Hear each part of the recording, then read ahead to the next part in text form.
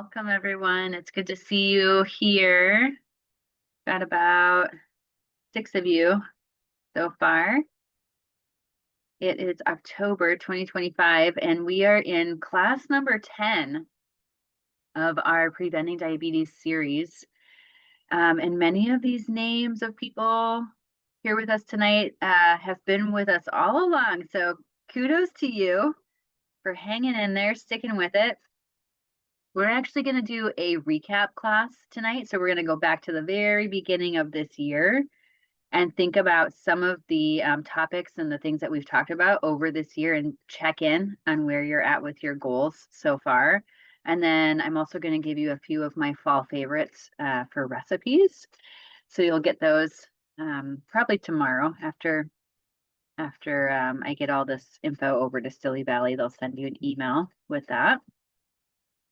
But I'm really hoping that you'll participate tonight and let me know how things are going on each of these different topics and maybe some changes you've made, maybe some changes you want to be making that haven't happened yet. It's October, so you've got 2 more months before the end of the year. So we want to get on it. For those of you who might be new, my name is Megan Ellison. I'm a registered dietitian nutritionist and also a certified diabetes care and education specialist. And this class series has been all about preventing diabetes. We've been going through this book by Jill Weisenberger. It's a fantastic book. If you don't have it, it really does give you the step-by-step on things to address for better blood sugar control and just better health in general. So it's a good one to have in your repertoire. All right, let's talk about our homework from last week. Or last month, I should say. So we were in chapter 11, and actually we also covered chapter 12 with the content from last month. Basically like keeping your head in the game, how do you maintain motivation, lots of strategies around that. And one of the things that we talked about was this working smarter than harder, setting up your environment so that it's like the easy button. So the smart choice is the easy choice, hopefully. We talked about habit stacking, and I sent you a couple handouts from Atomic Habits, which if you haven't read or listened to that book, that is a fantastic resource on how to make changes that stick. What works in behavior change. And, a lot of times it's not working harder. It really is about working smarter. We also talked about some mindset barriers and problems problem solving through those. And then thinking about where you're at on the stages of change with your different behaviors. So, are you in contemplation and preparation for exercise, but you haven't actually leapt into action yet? Maybe you're in action now for your fruits and vegetables from the summer, but it's a change in the season. So, the farmers markets are going away and we have some seasonal produce coming in that maybe you're not used to using. So, these things go through ebbs and flows when you're trying to make changes, and nothing is static. So, hopefully you kind of thought through where you were at with those different goals and realize where you're at to just be able to move through those stages of change. Just one more step, right? If you're just thinking about it now, you can start preparing to do the exercise maybe for this fall. And big picture, of course, we're reviewing your wellness vision along the way, thinking about where are you headed with this? Why does it matter to you? All right, if anybody wants to share feedback from last month, it looks like maybe the chat is disabled, but go ahead and put it in the Q&A and I'll check in on that.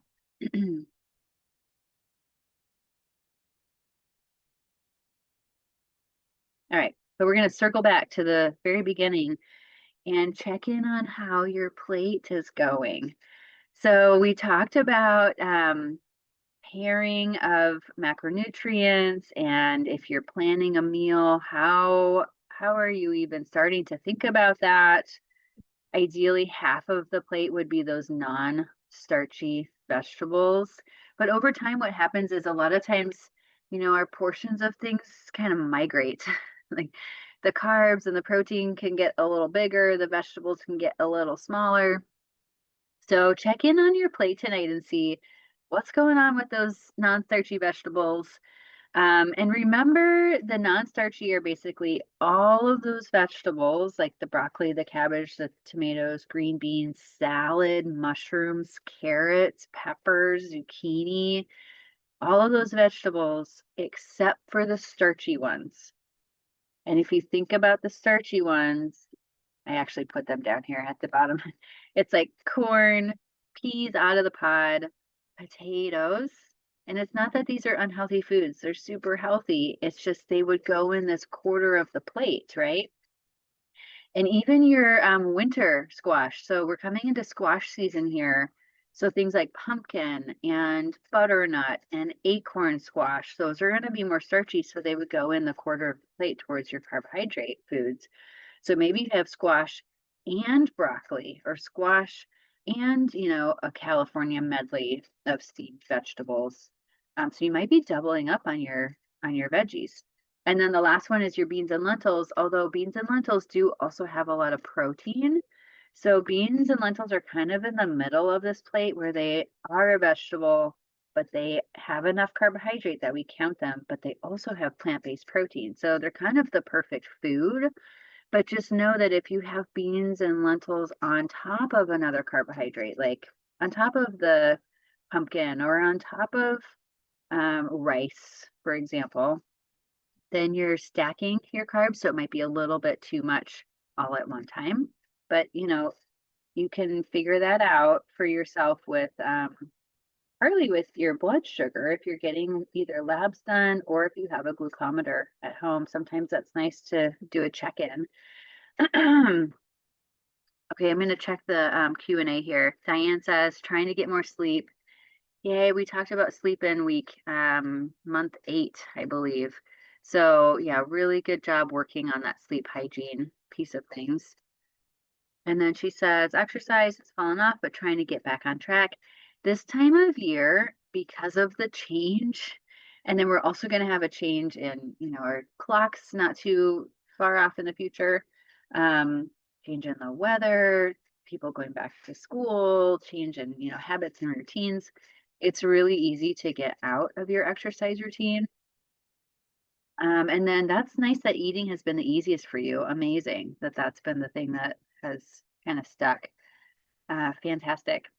We're going to talk a little bit about exercise too today. Okay. And then with this plate, think about, so we're thinking about your spacing, veggies, carbs, proteins. Also think about how quality are the proteins, right? So we're going for, big picture. We're not just thinking about blood sugar, we're thinking about heart health as well. So we're going for ideally lean proteins or proteins with healthy fats like fish, like salmon, for example, or plant-based proteins that have the added fiber in there. So do think about your protein source because that can actually make a big difference in your blood sugar control after the meal.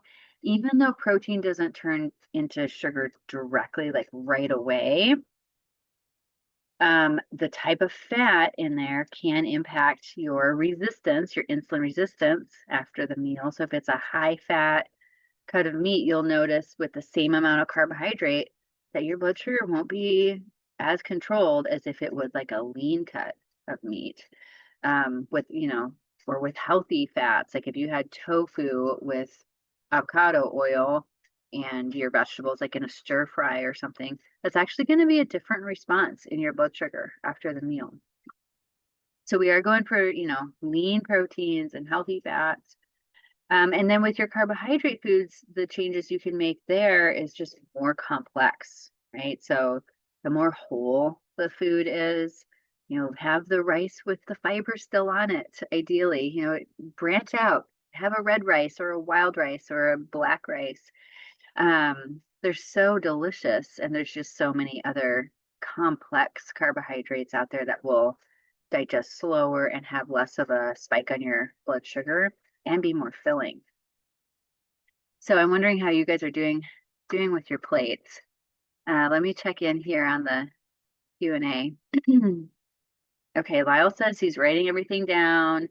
Yeah, if that is helpful for you, I will say for a lot of people, that is like the number one behavior of making those food changes because you really see it. It stays put long enough where you can go back and be like, okay, what actually happened today? Because we chronically underestimate how much we eat and we overestimate how much we exercise. So we're going to talk about tracking exercise as well. But yeah, just seeing what you're eating by writing it down, that's really helpful. It's especially helpful for my patients who are then associating it with an outcome. Like if you were writing it down and checking your blood sugar or had like a CGM, like a continuous glucose monitor where you could see the result. Or for my like GI patients who have something going on gut wise, I have them keep a symptom journal.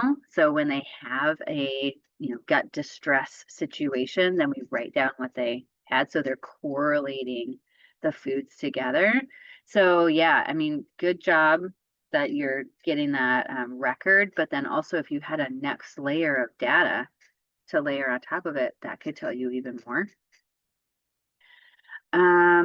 Okay, Nancy says reading Atomic Habits. You've added the gym and trying to remember to pair foods at snack time. We're going to talk about that again. So you'll get a visual reminder on that. Yay, good job. Diane says, can you please share the suggested ratios of carbs, fiber, protein, fat you shared in previous lectures? Okay, yeah, let's talk about that on this slide because that's a good one. So generally speaking, now this is, it should be individualized for you. So one thing I should say is, have you made your appointment with your registered dietitian? Because if not, you've got 2 more months in this calendar year to get your individualized numbers and your individualized plan. And then for a lot of people, your insurance benefits start over again next year and you'll have new benefits. So if you haven't scheduled with your dietitian, I would say do that and get a plan. But in general, let me give you a fiber goal first. We want at least 14 grams of fiber per 1,000 calories.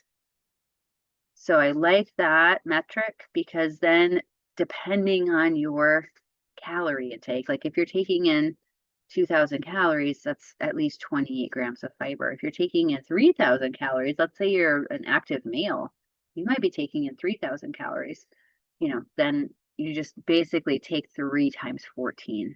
So 14 grams of fiber per 1,000 calories. Or if you are a female who's maybe middle age or older, and wanting to lose weight, you might be at like 1,500 calories. So then you can do the math on that. But that's really the minimum for fiber. More is better, unless you have something going on GI wise, of course. And then I would say the type of fat fiber matters. As far as like GI health and motility and speed through the gut and all of that. But that would be something to talk with your dietitian about.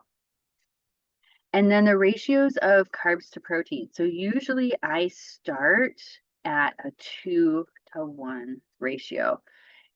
Meaning if you're looking at a label, like let's say you have a trail mix or like a bar, something where it is in and of itself, that is your whole thing that you're going to eat, or like a yogurt, like a Greek style yogurt. That's a good example. You want at least 50% to be protein compared to the carb grams. So if you've got 20 grams of carbs, you want at least 10 grams of protein. So it's a 2-to-1 ratio. So 20 grams of carbs, 10 grams of protein, or more of the protein. Just thinking about how you are putting those macronutrients together in order to have slower digestion to help with that spike after eating. So we're slowing down the carbs. So if you have a Greek yogurt that is 15 grams of carbs and 12 grams of protein, that's an even better deal, right? As long as you like it still, as long as it's still delicious, right? So yeah, you can look at some of your labels to start, dialing in those ratios. And then some people can do okay with less carbs. Some people can actually do okay with more if you are being more active. And then depending on medication too, although most of you aren't on medication for lowering blood sugar. And then we just dial it in based on, preference and activity and all those factors. But it's a good place to at least start. And then as far as fat, I usually don't give specifics on the grams because you're just going to go with lean protein options, animal protein, right?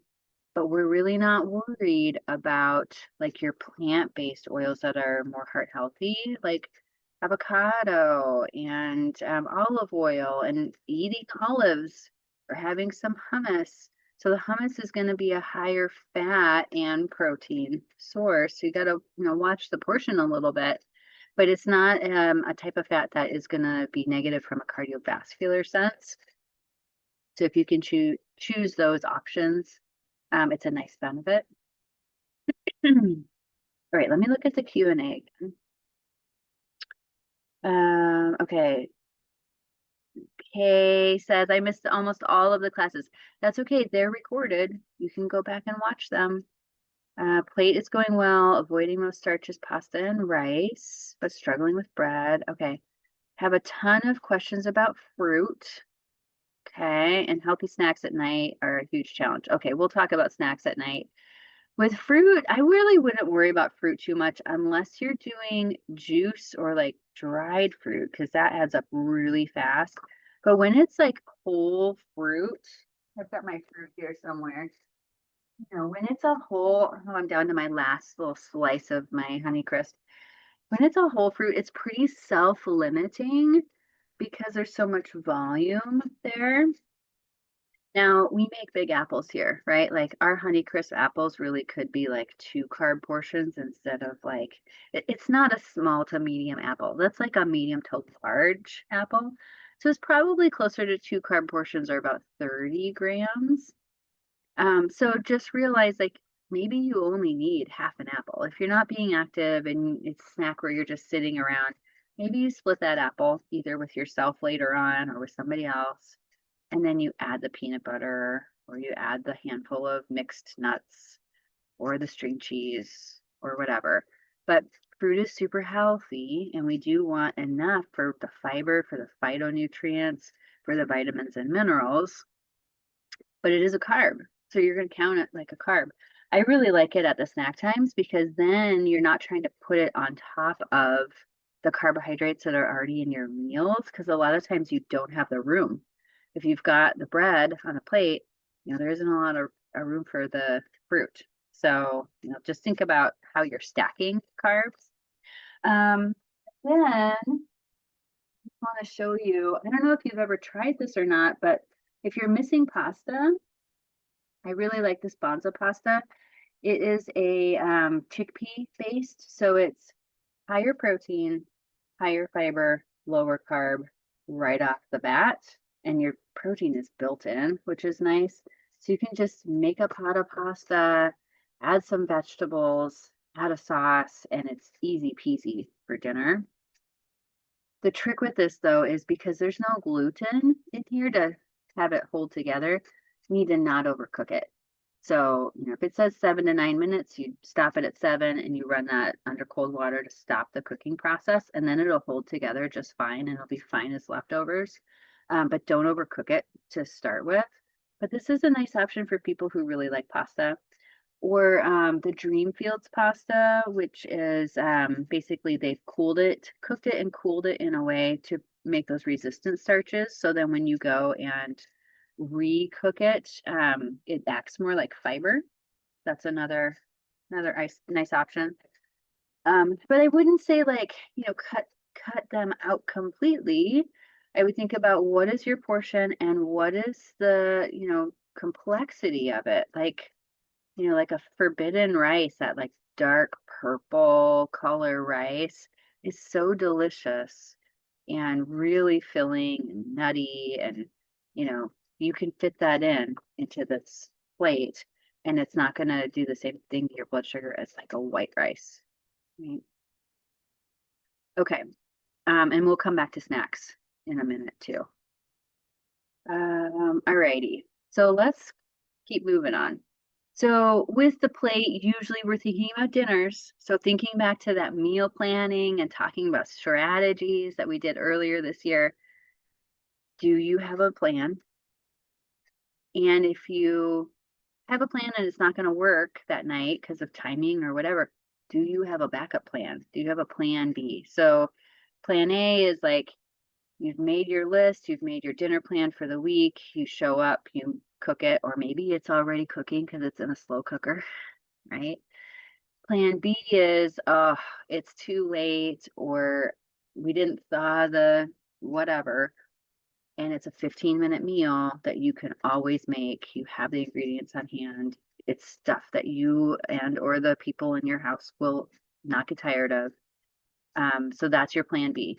Plan C is like maybe you already have batch cooked and there's something in the freezer that you could just pull out and defrost and eat it. So, where are you at with your dinner planning and with your plan B repertoire so you have enough where you're not getting bored with that.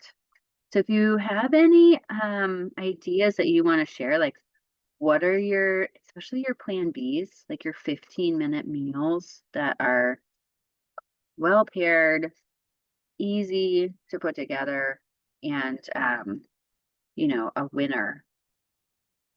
Go ahead and put those in the Q&A and then I'll come back to them. Oh, and Linda says about the pasta, the red lentil pasta. Interesting. I actually have not tried the red lentil pasta. And the only ingredient in there is red lentils. Brilliant. I'll have to look for that next time. Linda, if you want to put in if you remember where you're finding that, that would be great. Okay. So dinner ideas. Go ahead and put those in the chat or the Q&A. Here are my plan B from before. We talked about fish tacos and salad as dinner, and then you just change out the protein and change out the dressing, or potato patch, where you just do all your toppings, make sure you got a protein on there.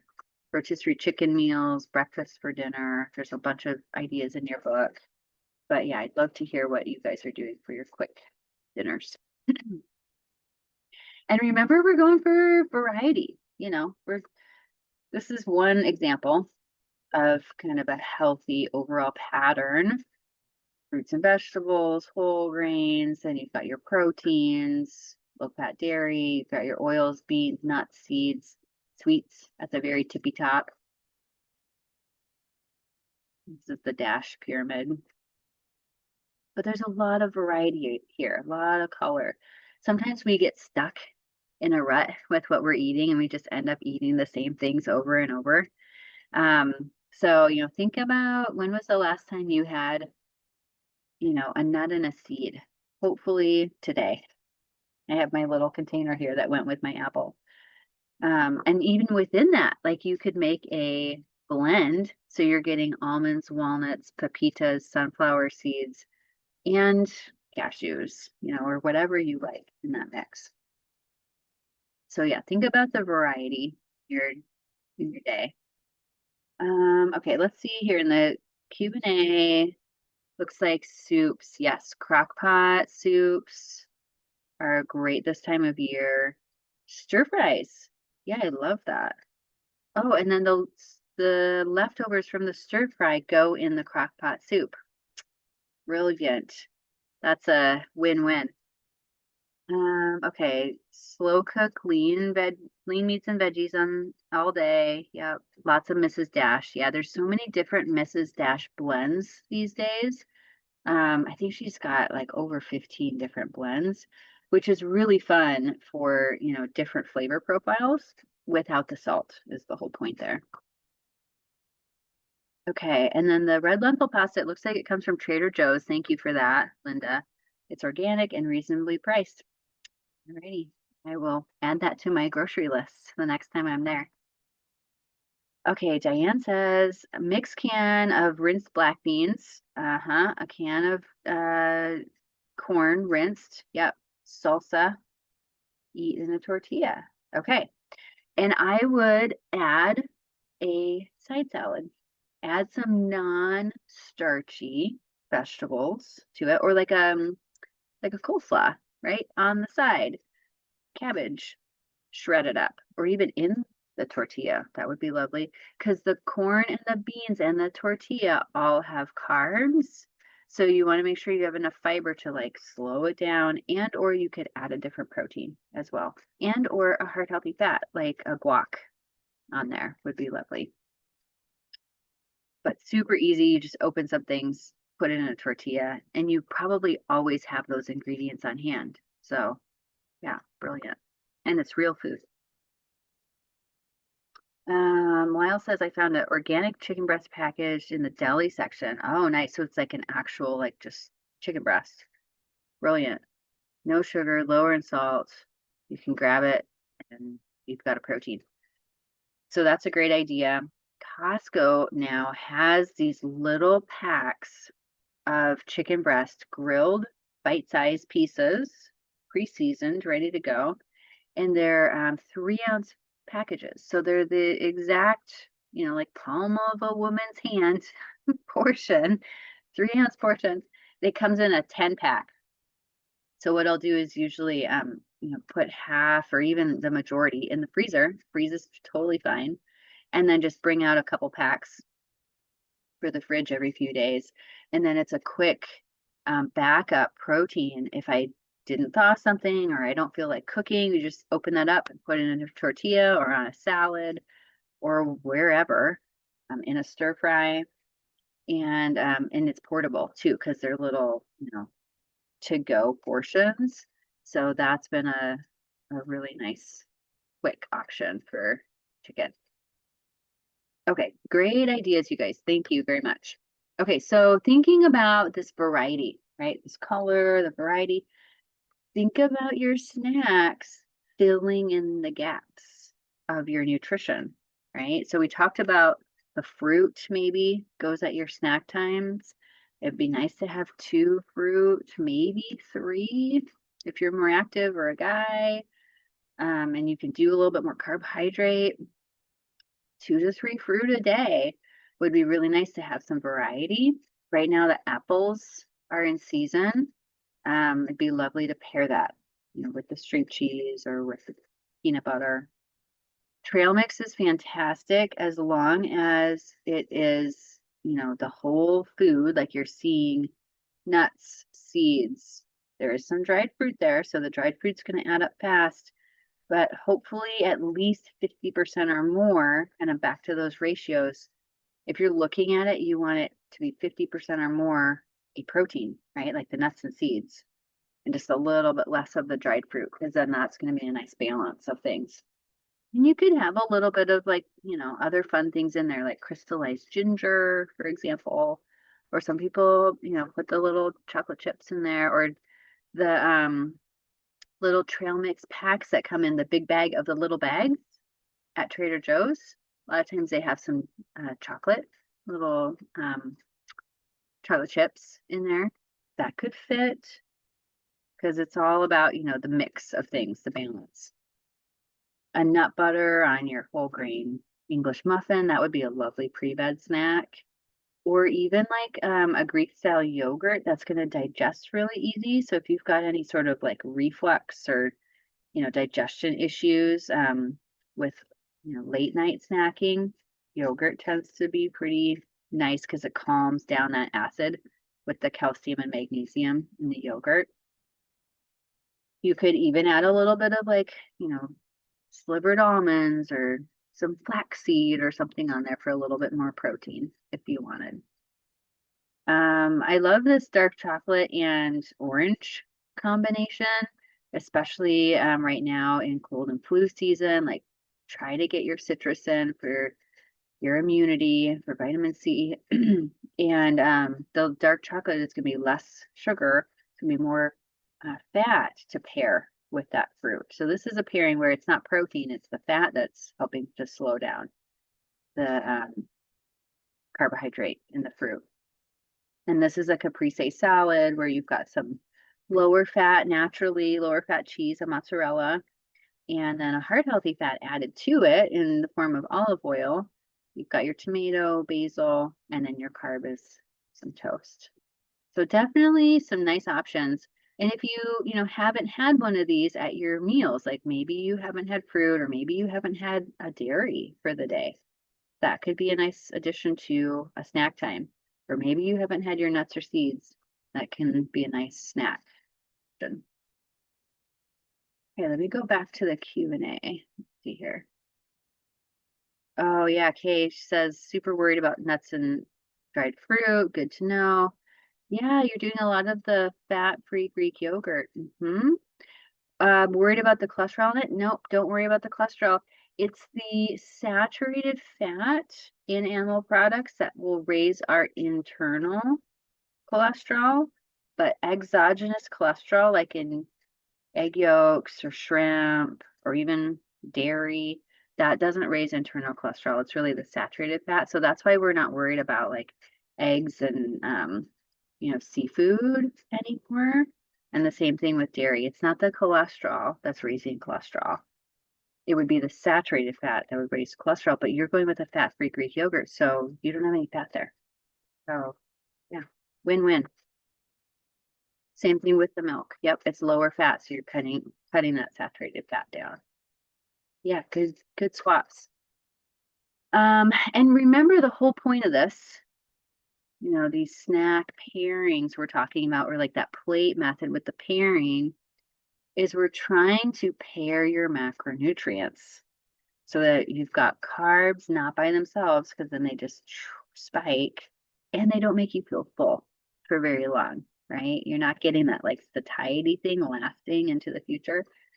So we're always thinking either protein or fat with the carbs, because those take longer in the stomach. They literally slow down gastric emptying, stomach emptying into the small intestine.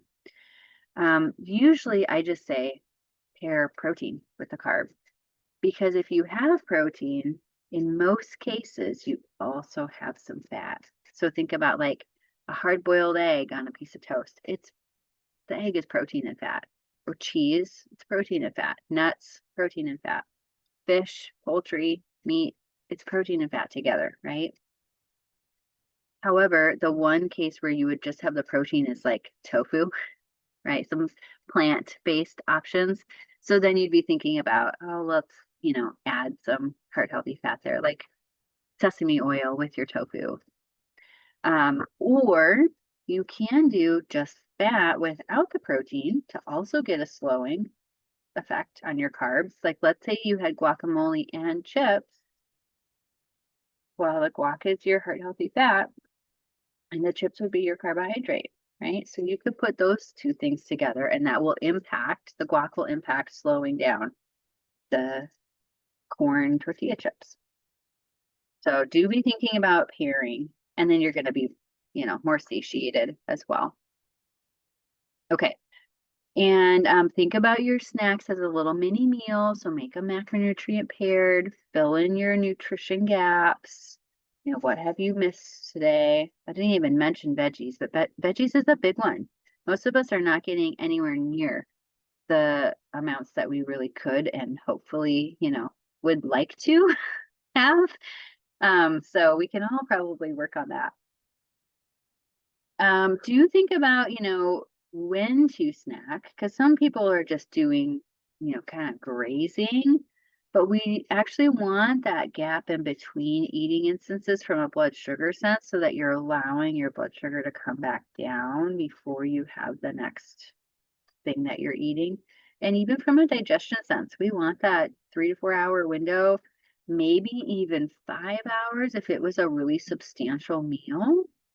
But then, by the time that we've used that glucose and you're at the low and you're starting to get hangry, you're going to start kicking out sugar out of your liver anyway. So you may as well have a snack at that point. So that's a really good time.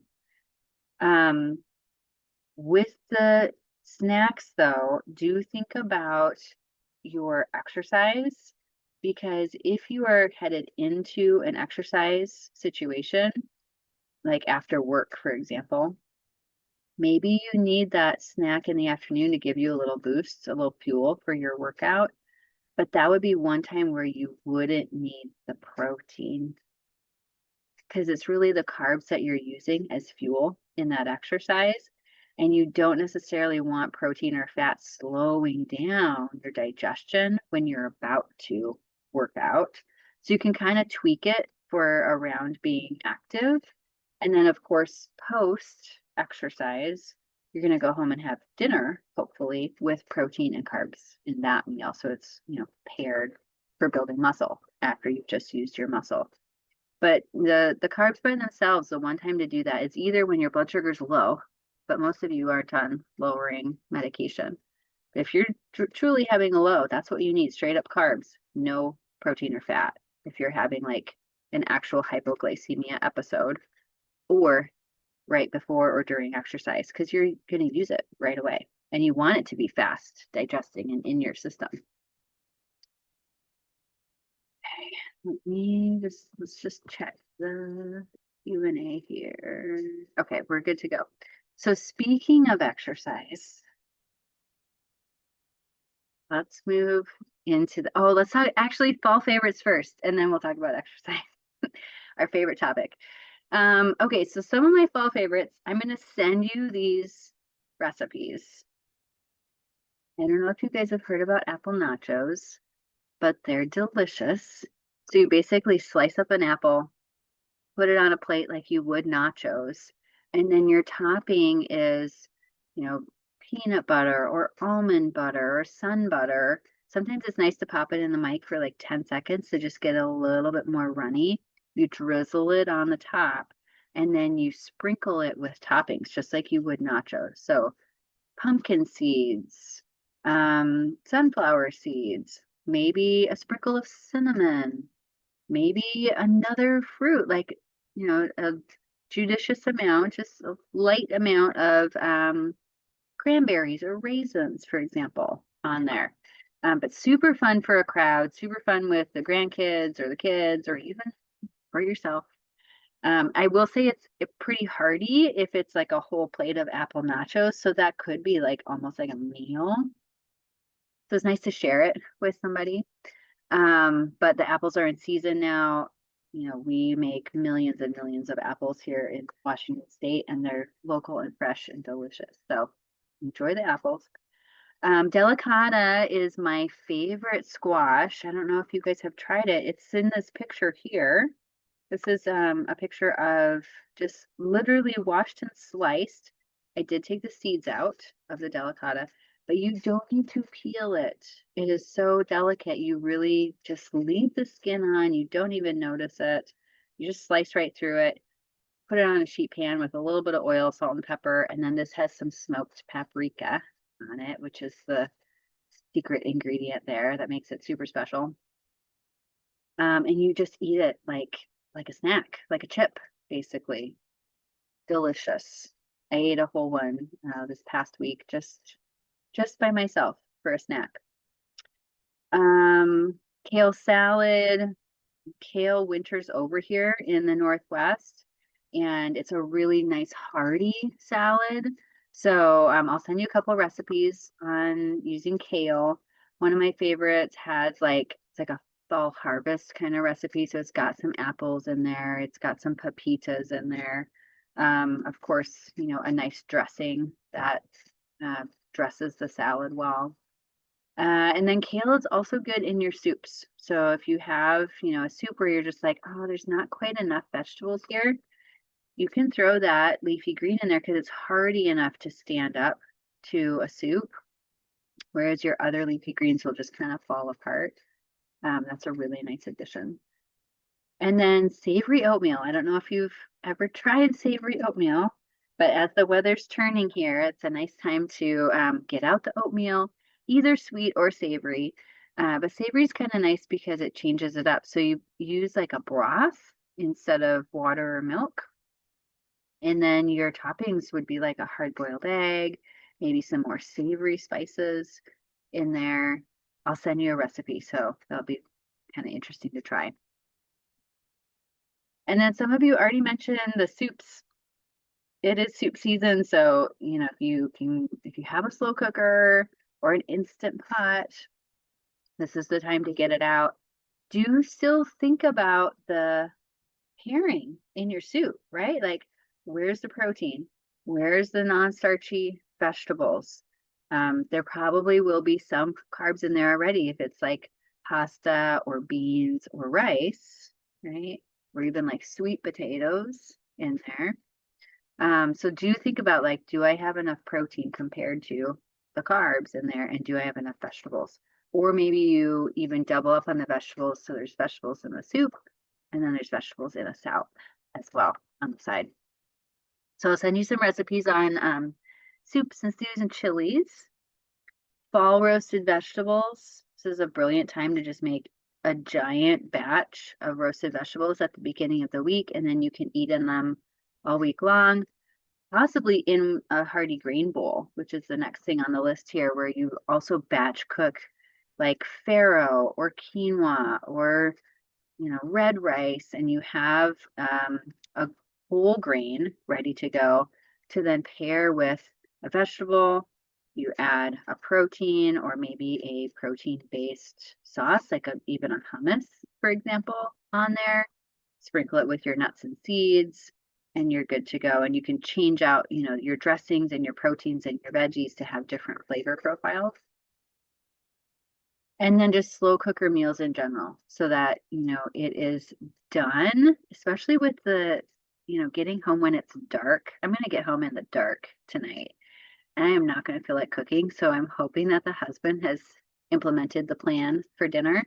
But the slow cooker guarantees it's going to be ready, right? You walk in the door and smells so good. And then you're not tempted to do the swing through the fast food or whatever your alternative is, the DoorDash that's so popular these days.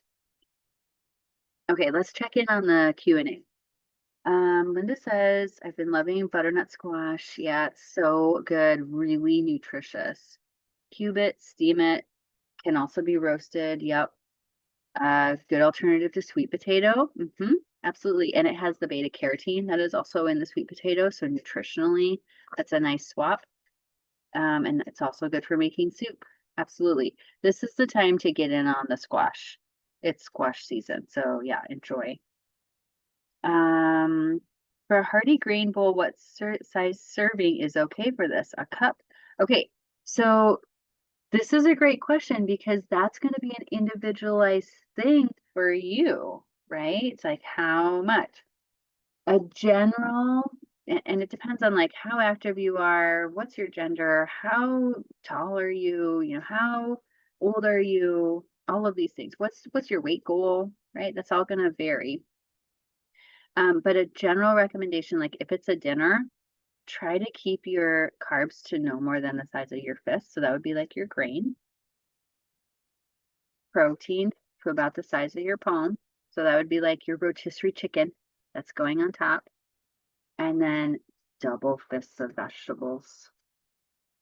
That's basically your plate method, right? Half vegetables, quarter carb, quarter protein. It's a good starting place. And then you can tweak from there based on what else is going on with you. That's a lot of food, actually. That's very filling when you think about that, those portions. Okay. So now we get to exercise.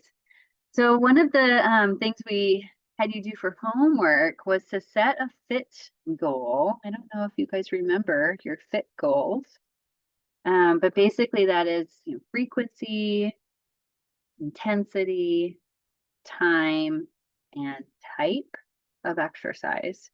So like, how often are you doing it? What is it that you're actually doing? How intense is it? How long are you going for? And, is it cardiovascular? Is it strength? Is it stretching? Remember, those are your 3 modes of exercise. We want to get all 3 kinds in. So yeah, how are you doing on your exercise? Go ahead and put anything in the chat that you want to share. And remember, here are our physical activity guidelines, or like the goals we're working towards. The first one is just avoiding inactivity. So not sitting all day, standing up, 3 minutes of movement for every 30 minutes of sitting is a good rule of thumb. So I have some catching up to do because I've been sitting for most of my day. That 150 minutes of moderate intensity aerobic activity or 75 minutes of vigorous intensity aerobic activity is a good goal to shoot for. Now, you will have more benefits with more than that, right? But if you're just starting out, that's like 20 minutes a day at a moderate intensity, meaning you can still hold a conversation like you're walking with a friend, or it's 30 minutes 5 days a week, or it's 50 minutes 3 days a week, like a class, for example. But remember that one of the things we talked about back during, those earlier months, try not to have too long of a break between your exercise bouts. So if you do the 20 minutes a day, fantastic. But if you're doing a class, on a Monday and a class on a Friday, could you add something on a Wednesday?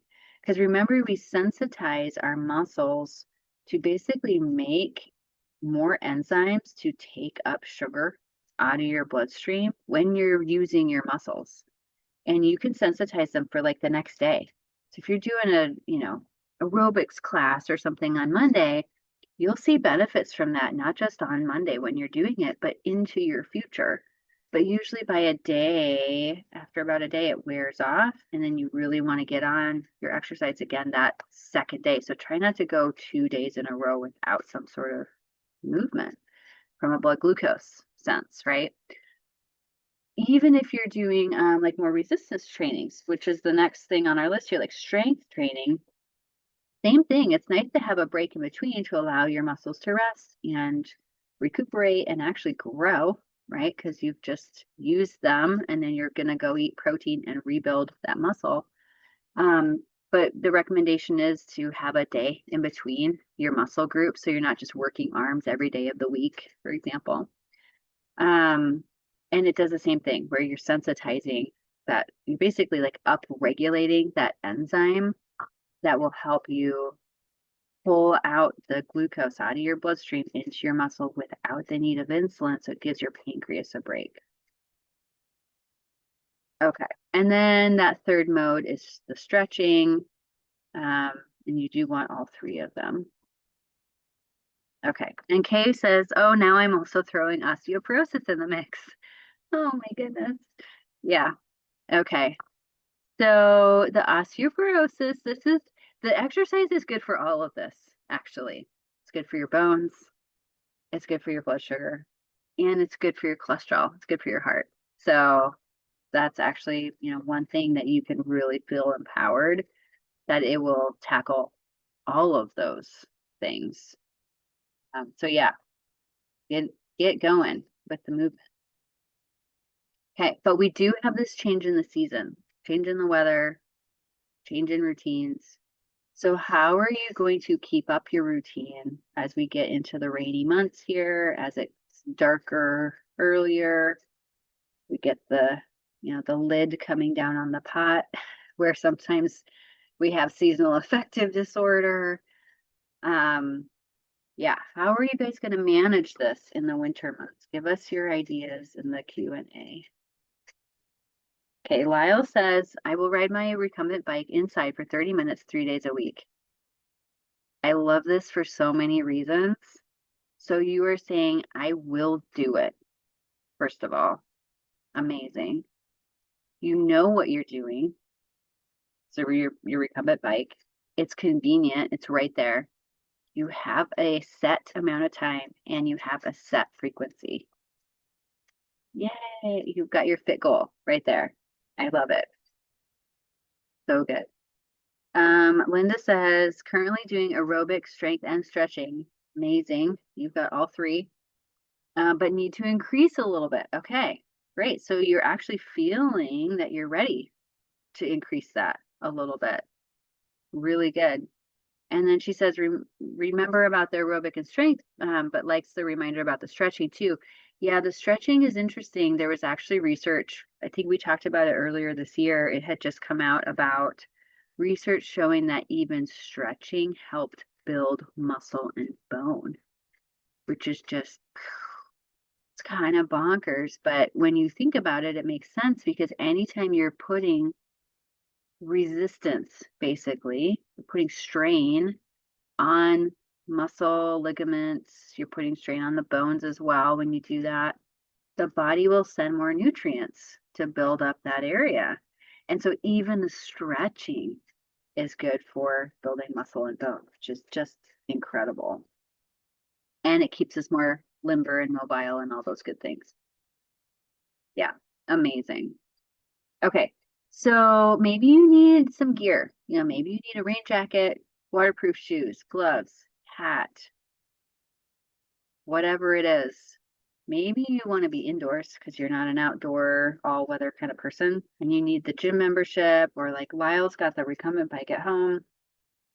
I'm using YouTube these days. There are so many great channels with fitness people for free on YouTube.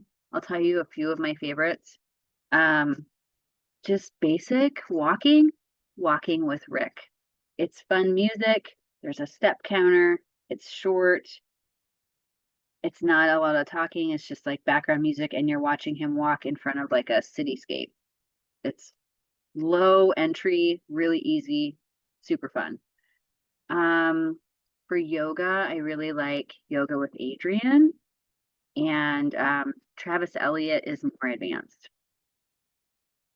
Pop Sugar is a whole, like, I don't know if they would be considered, like, it's like a whole conglomerate of various activities. So it'd be like kickboxing and aerobics and dance cardio stuff.